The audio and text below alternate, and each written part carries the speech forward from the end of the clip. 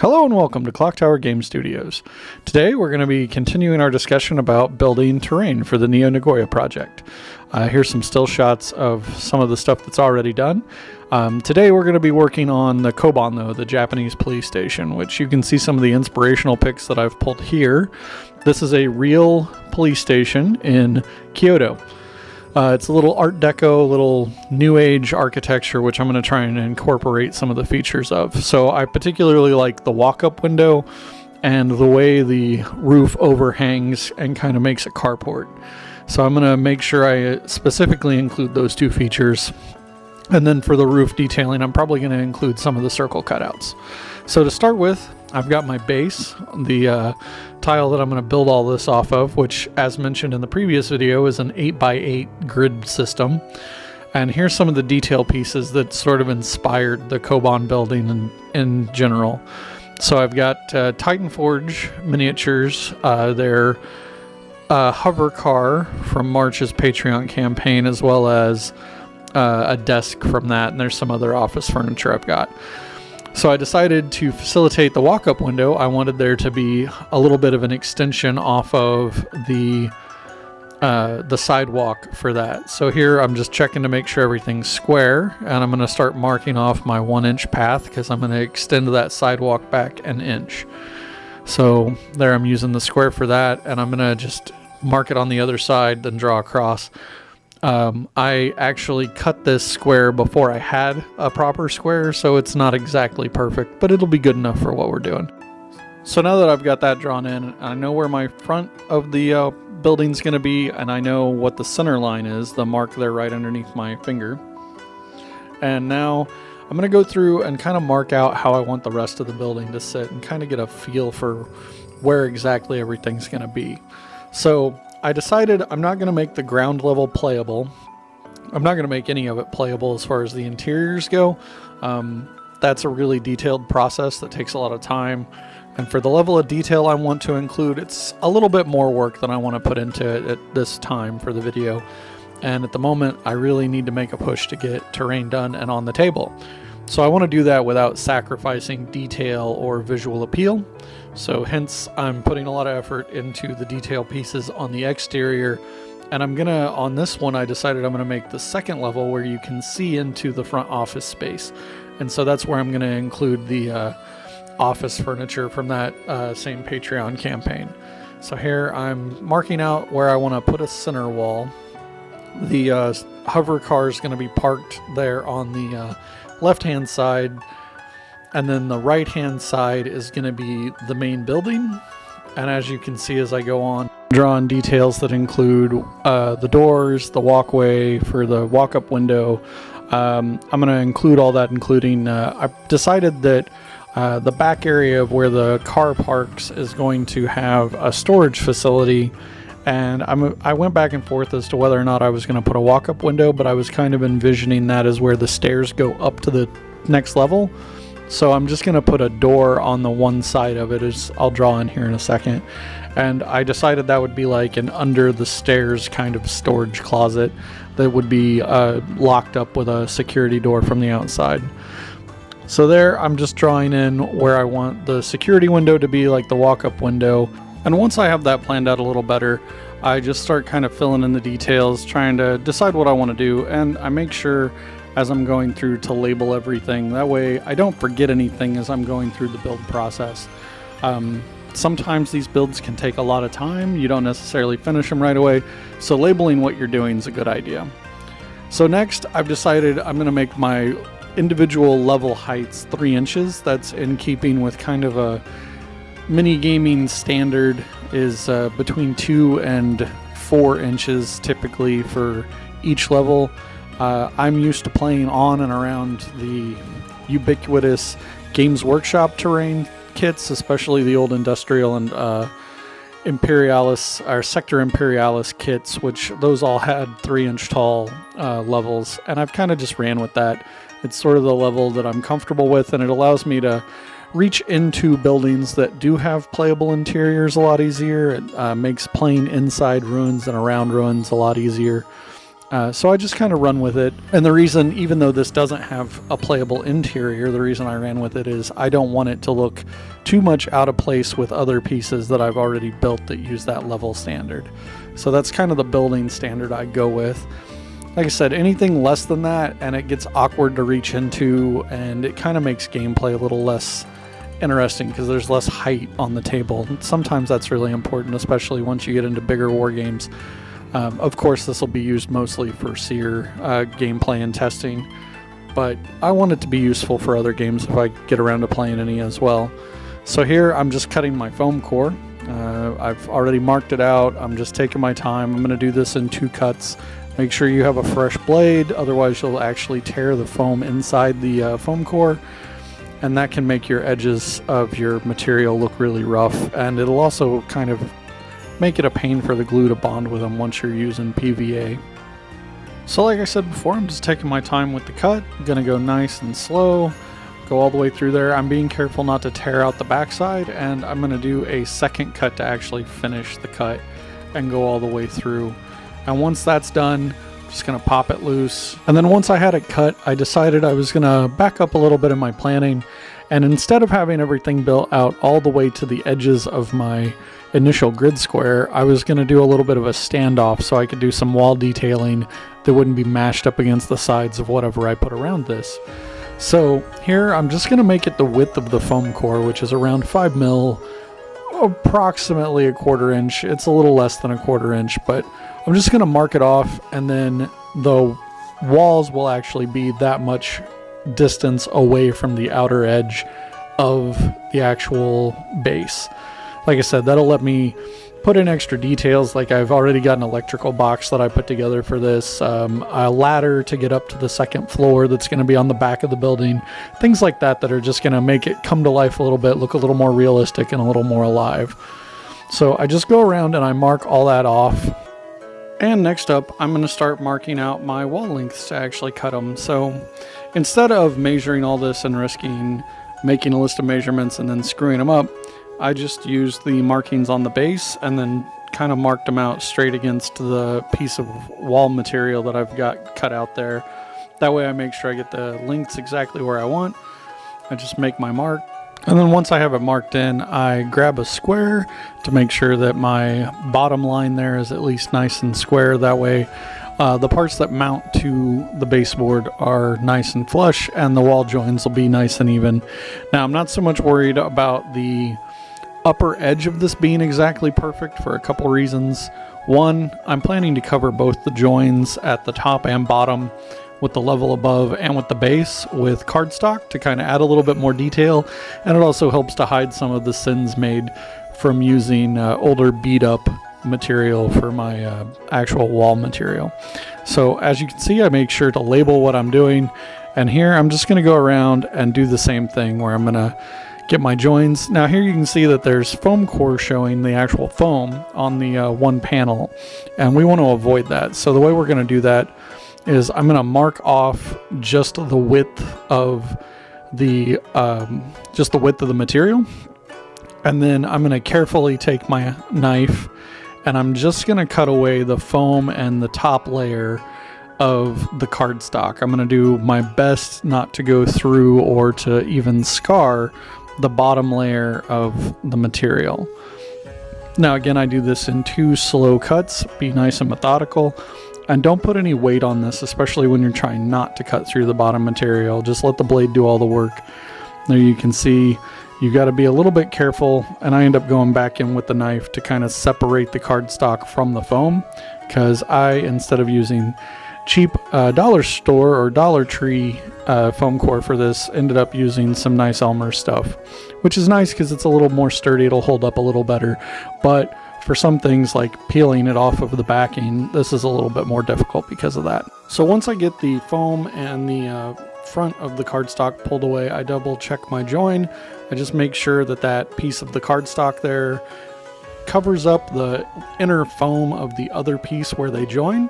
I got a little bit into the cardstock there. You could kind of see the dumpling in it, but I think it'll hold up fine.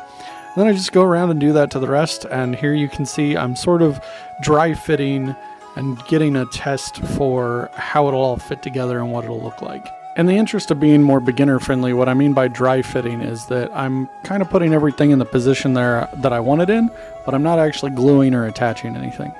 Now I'm double checking this join, and I'm not going to bother the one in the back corner there by my left hand. I'm not going to bother with the way I hid the other joins, because it's going to be in the back corner and you're not going to see the exposed foam. It's going to be on the inside of the building. And there I've got the ding in the bottom of that piece where the front door is going to be. So I'm not going to worry about fixing that or hiding it or anything, because that's going to be where the door cutout's at. So I can kind of hide that piece of damage in my initial material. It's not a big deal. And the same goes with, you can see in the corner of that right hand wall there, there's some of the foam core, the cardstock on it tore away while I was peeling it. And that's going to be the same thing. I'm just going to hide that under cardstock whenever I do the trim. So as the dry fitting continues here, I'm getting a feel for how big that parking space is, how much space there's going to be around the car, how much space there's going to be on that back wall and on the interior wall there, and what kind of details I want to add to those to bring some more life to it. And I decided that the original idea I had for the walk-up window on the back wall wasn't going to work. So I just went with a door. So here you can see the door I designed. I used Tinkercad to build this and then ran it off on my printer. I did the same thing with the walk-up window. So my prints turned out okay. I'm pretty happy with them. There's some stuff on the back that could have been better. And there's a little, a few details in the surface that aren't great, but that's okay. I'm planning to weather this a little bit anyway, so that'll kind of hide some of that. So my plan is here, I cut the backs of these in. I kind of built a box on the backside that's the same depth as the thickness of my foam core. So my idea here is I'm going to cut out and then use that lip around it to glue them in. And I'm going to end up using hot glue for this, though I originally planned to use PVA. Super glue won't work because it melts the foam. So here my plan is I'm just going to kind of draw out, plan this in, and I'm starting by doing what's called truing up my lines. So my bottom line there you can see against my square is a little off, and that line is the most important since that's where it joins the base and everything's being built off this wall. This is the first wall I'm building. I want it to be level with the door and the walk-up window. I want it to be level with the sidewalk in front of it. So I trim off very carefully, and again you can see I make not just one or two but 3 cuts there to get that as clean as I can. And so once I've got that trued up, now I'm going to go through, I'm going to figure out my center line, and I'm going to start putting in my door and my walk-up window. Once I have the placement of those figured out and the lines drawn, I start cutting them out. And now you'll note when I'm doing this, I cut away from the joins, not towards them. So that lets me control exactly where my cut through those corners, where those intersections are. And again, the same as I do with the larger knife, I do this with 2 or 3 cuts, take my time, use a nice fresh blade, and then they just pop nice and loose. You can see I got a little bit of slop there, but that's okay. The door itself will hide that. And then you can see that the inset where I cut out the extra for the door and the walk-up window worked out nice, and they look pretty good. I'm pretty happy with that. My cuts on the walk-up window especially could have been a little bit more accurate.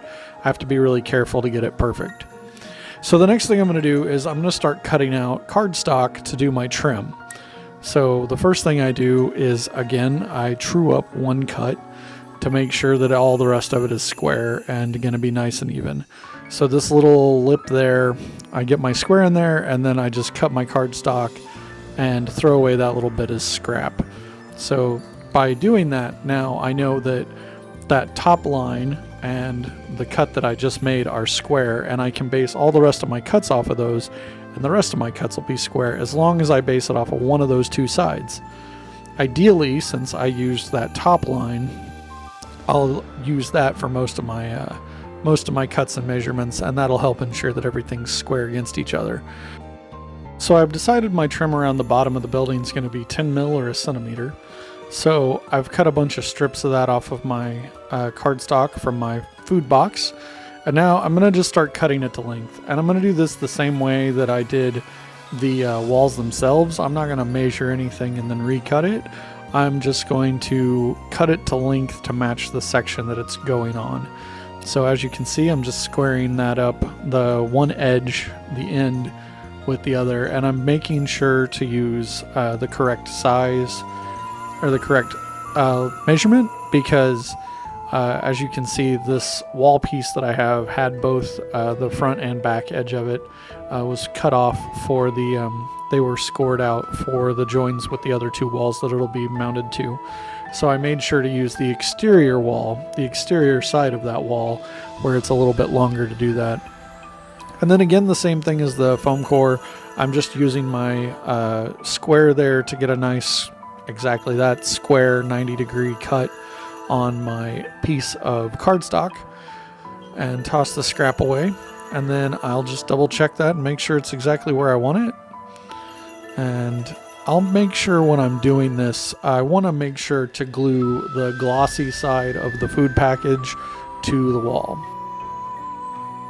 I've just gone through and cut all those, and now I'm just going to go through and glue to the actual walls. So I use the same mixture of watered down PVA that I use for basing, which is essentially 2 parts glue, 1 part water, just thinned it down enough to where I can paint it on.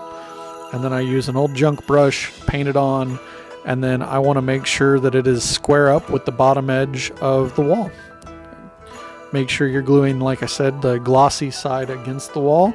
That's because painting it, the glossy side won't take paint as well, so you want to make sure to use the raw side of the cardstock.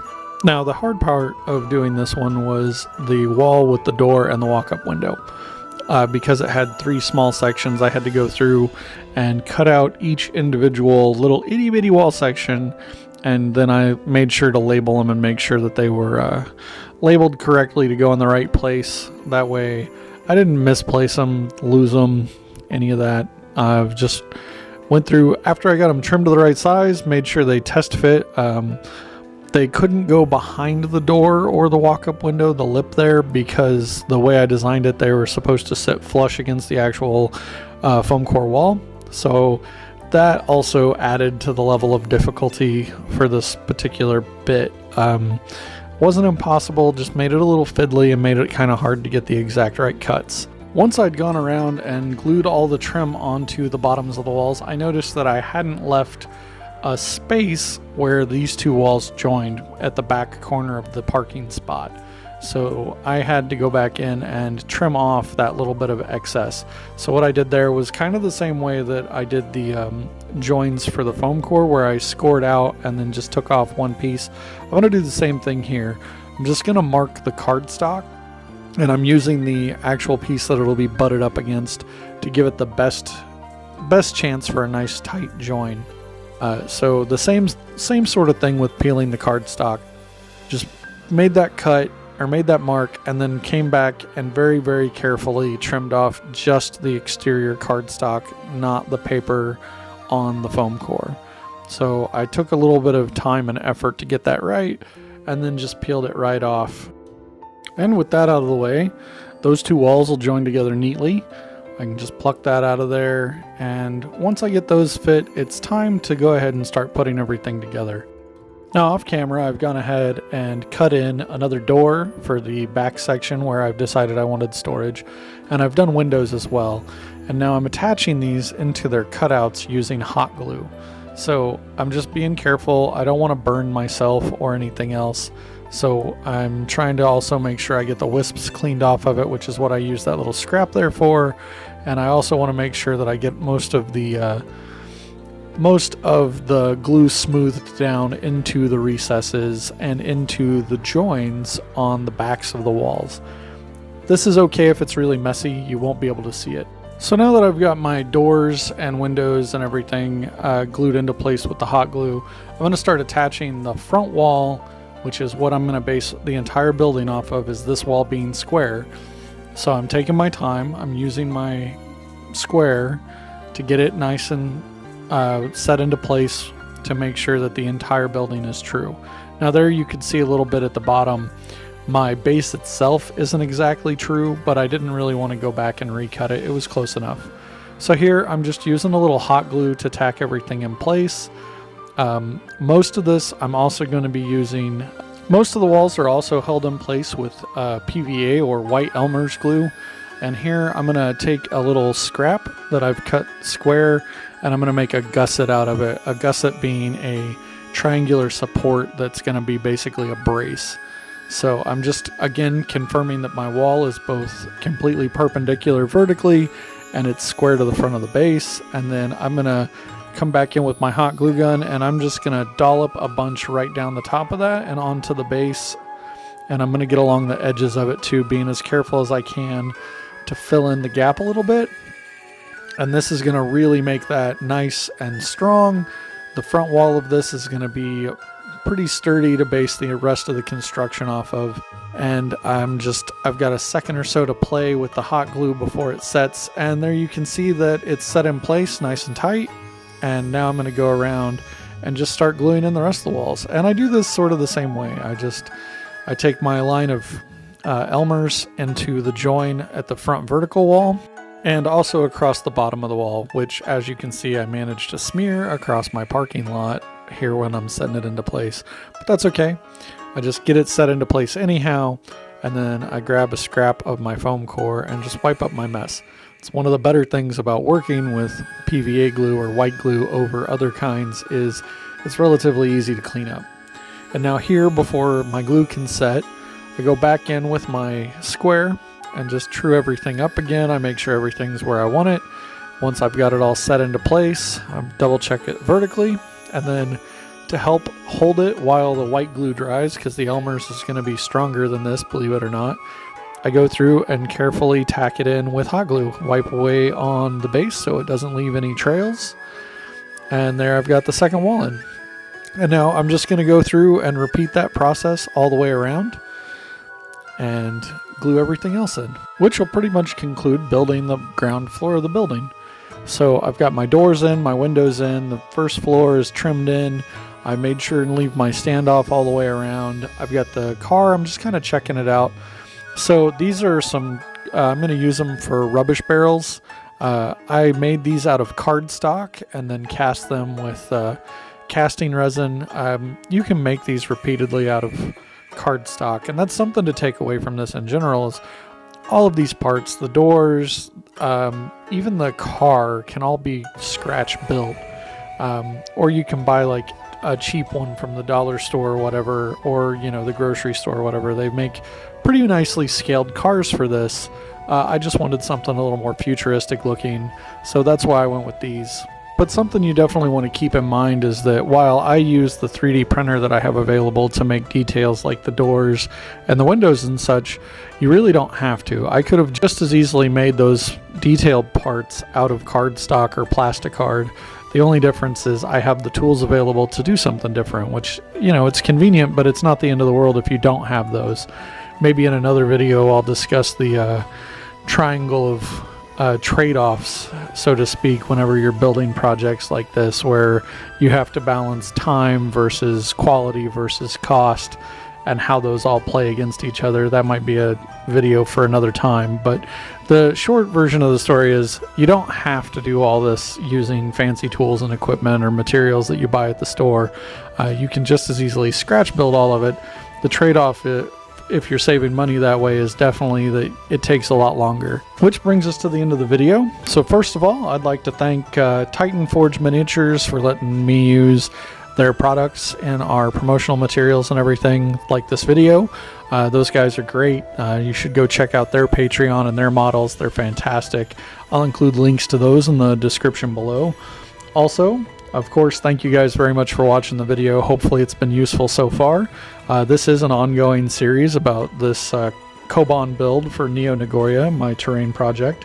If you're interested in following it further, be sure to give us a like and a subscribe. And if you want to keep up with every single video we post, be sure to hit the notification bell. And of course, if you're really enjoying the content and you want to help us continue to improve and grow the channel, you can always support us on Buy Me a Coffee, Patreon. This month's Patreon campaign includes the STL files I used for the details on the Koban, if you happen to have a 3D printer, as well as rules for a special mission type for the game S.E.E.R. This month's mission is a VIP extraction, where you have to rescue or kidnap, depending on how the scenario plays out in your game, a VIP from his bodyguards while trying to do it before your opponent does. Of course, you can also buy the tools and equipment we use to make this video from our affiliate links to Amazon in the description below. That's at no additional cost to you. It just gives us a small kickback every time you shop using those links. Thanks again for watching the video, and remember, at the Clock Tower, it's always game time.